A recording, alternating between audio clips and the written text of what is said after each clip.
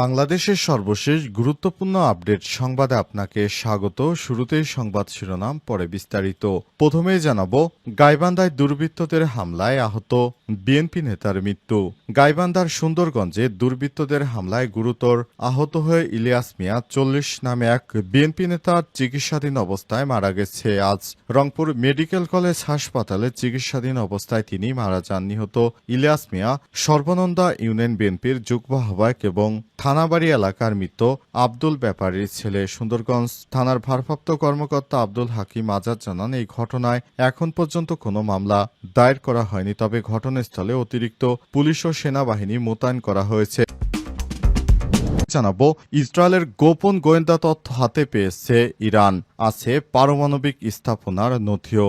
ইসরায়েলের গোয়েন্দা তথ্য হাতে পেয়ে গেছে ইরান, আর আছে পারমাণবিক স্থাপনা প্রতিরক্ষা পরিকল্পনা সম্পর্কিত নথিপত্র। আজ সংবাদ মাধ্যম আল আরাবিয়ার এক প্রতিবেদনে তথ্য প্রকাশ করা হয়েছে। প্রতিবেদনে আরও বলা আছে, ইরানের রাষ্ট্র টেলিভিশন জানিয়েছে, কৌশলগত ও সংবেদনশীল ইসরায়েলি গোয়েন্দা তথ্যের একটি বিশাল ভাণ্ডার হাতে পেয়ে গেছে ইরান। এবার দখলদার ইসরায়েলকে জাহান্নামে পাঠাবে তারা।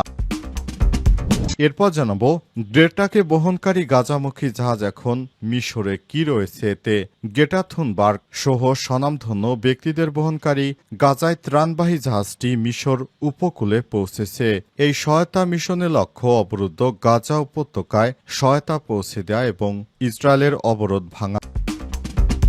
এদিকে ট্রাম্পের সঙ্গে ব্রেকআপ, মাস্ককে আশ্রয় দিতে চায় রাশিয়া। অ্যাসোসিয়েট প্রেস বা এপি একটি প্রতিবেদনে জানিয়েছে, ট্রাম্পের সঙ্গে ইলন মাস্কের ব্রেকআপ। এই সংবাদের পর রাশিয়ার এমপি এবং পার্লামেন্টের নিম্নকক্ষ দুমার ইন্টারন্যাশনাল অ্যাফেয়ার্স বিষয়ক কমিটির চেয়ারম্যান দিমিত্রি নোভিকভ সম্প্রতি এক সাক্ষাৎকারে বলেছে, যুক্তরাষ্ট্রের প্রেসিডেন্ট ডোনাল্ড ট্রাম্পের সঙ্গে দ্বন্দ্বের কারণে শীর্ষধনী ব্যক্তি ইলন মাস্ক যদি কখনো যুক্তরাষ্ট্র ছেড়ে রাশিয়া এসে থাকতে চায়, তাহলে তাকে রাজনৈতিক আশ্রয় দিতে প্রস্তুত মস্কো। এবারে জানাবো, ভারতের বিরুদ্ধে প্রতিশোধ নেয় সৈন্যদের প্রশংসায় পাকিস্তান সেনাবাহিনী প্রধান।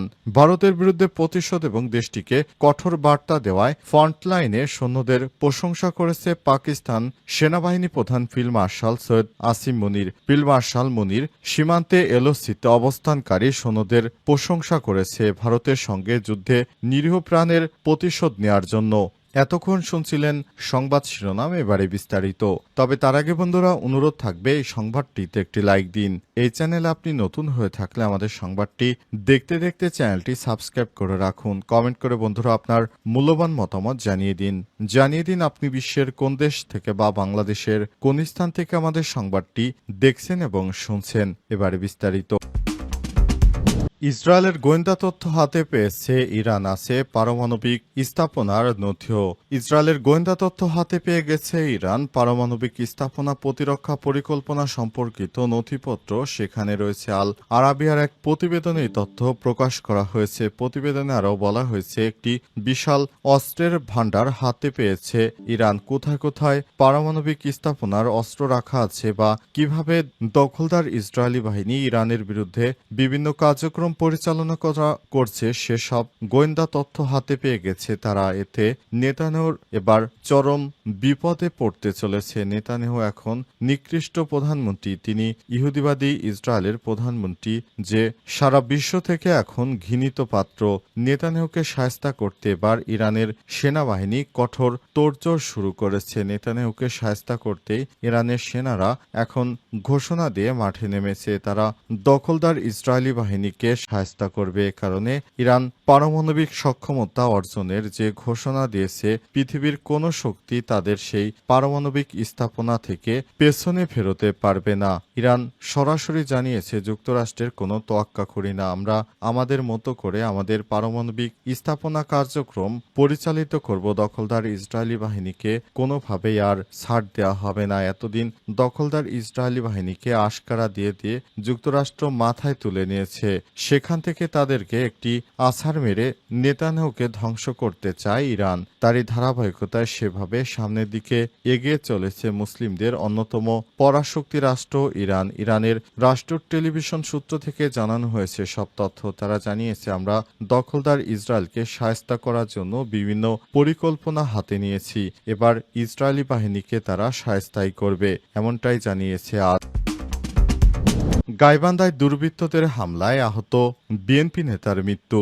গাইবান্ধার সুন্দরগঞ্জে দুর্বৃত্তদের হামলায় গুরুতর আহত হয়ে ইলিয়াস মিয়া ৪০ নামে এক বিএনপি নেতার চিকিৎসাধীন অবস্থায় মারা গেছে। আজ রংপুর মেডিকেল কলেজ হাসপাতালে চিকিৎসাধীন অবস্থায় তিনি মারা যান। নিহত ইলিয়াস মিয়া সর্বনন্দা ইউনিয়ন বিএনপির যুগ্ম আহ্বায়ক এবং থানাবাড়ি এলাকার মৃত আব্দুল ব্যাপারীর ছেলে। সুন্দরগঞ্জ থানার ভারপ্রাপ্ত কর্মকর্তা আব্দুল হাকিম আজাদ জানান, এই ঘটনায় এখন পর্যন্ত কোনো মামলা দায়ের করা হয়নি, তবে ঘটনাস্থলে অতিরিক্ত পুলিশ ও সেনাবাহিনী মোতায়েন করা হয়েছে।